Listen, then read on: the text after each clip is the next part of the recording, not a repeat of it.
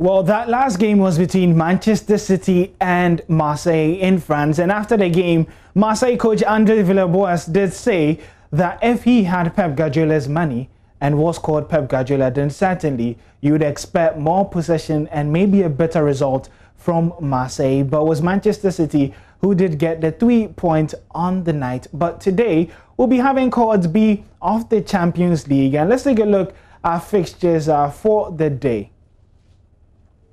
So we'll be starting with Chelsea traveling to Russia to face Krasnodar, and then Istanbul BK host Paris Saint-Germain, with Sevilla also hosting Stade Rennais. And then Lazio travel to face Club Brugge as Dortmund look to get their first point of the Champions League season as they play against Zenit St. Petersburg. Ferencváros would be playing against Dynamo Kiev, and the big one, Juventus face FC Barcelona, but they would be without Cristiano Ronaldo, and the last match of the day would be between Nagelsmann's Leipzig as they face Manchester United at Old Trafford.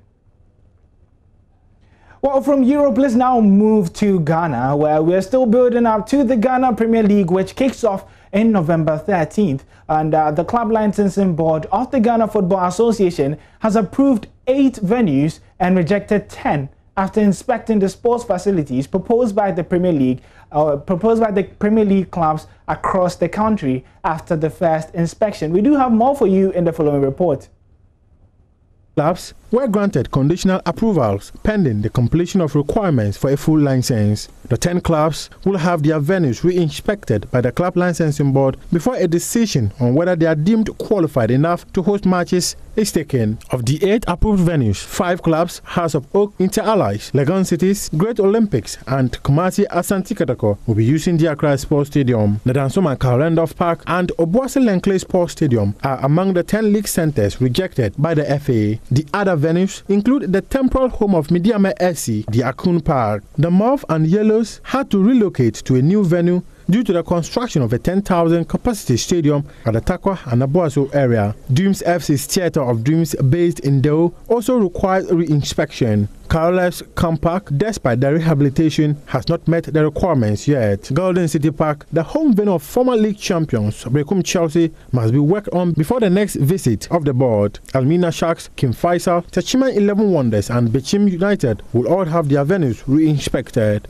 By the rules governing the club licensing, should these clubs fail to meet the requirements, they will be allowed to choose an approved venue near them. However, if the clubs fail to meet the deadline, the Ghana FA will choose a venue for the club that has failed to meet the standards set.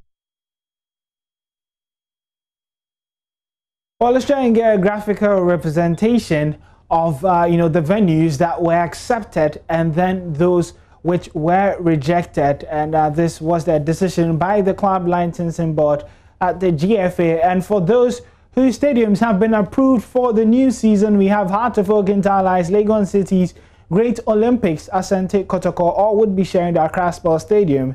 And the verdict from the licensing board is that that stadium has been approved. Wafers Park has also been approved, as Aduana Stadium has also been approved.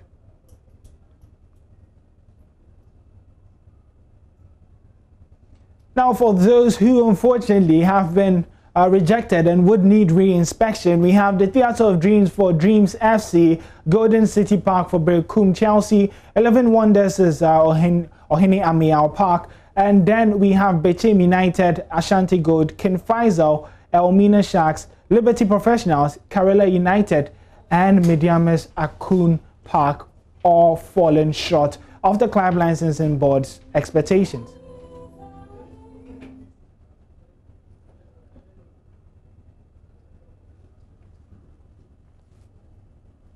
Well, we still stay on the Ghana Premier League, and Great Olympics head coach Anna Walker has expressed the readiness of his outfit ahead of the start of the new Ghana Premier League season. According to him, the playing body has responded positively since training resumed, and we have more in the following report by Joy Sports' Haruna Mubarak.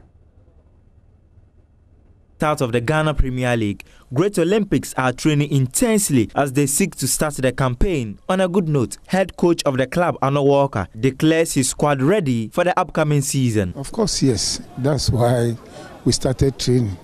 because we are getting ourselves ready for the Premier League, and we are ready.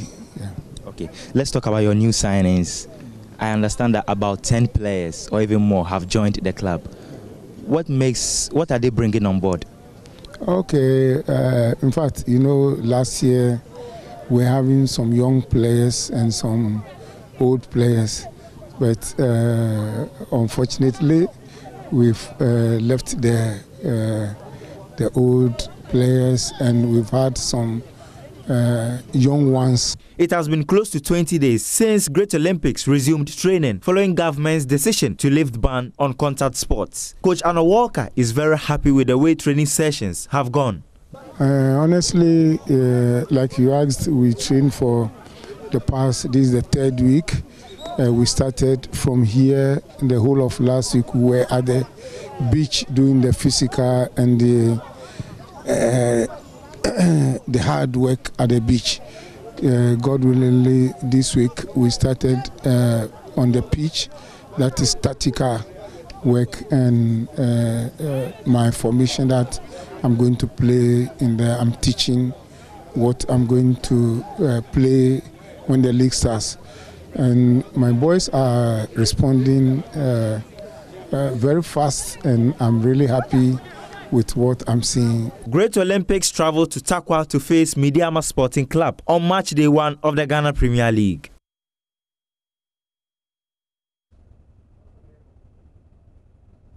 Well, the Joy Sports team would be your hub for the updates in the Ghana Premier League. And on Friday, we'll be bringing you a special show about Hartlepool and their readiness for the Ghana Premier League. Can they break that 10-year drought?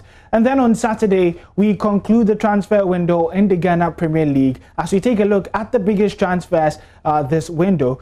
So do make time to join us. But that's how we'll be wrapping up the sports here. My name is Oreko Wampofo. The AM show continues right after this.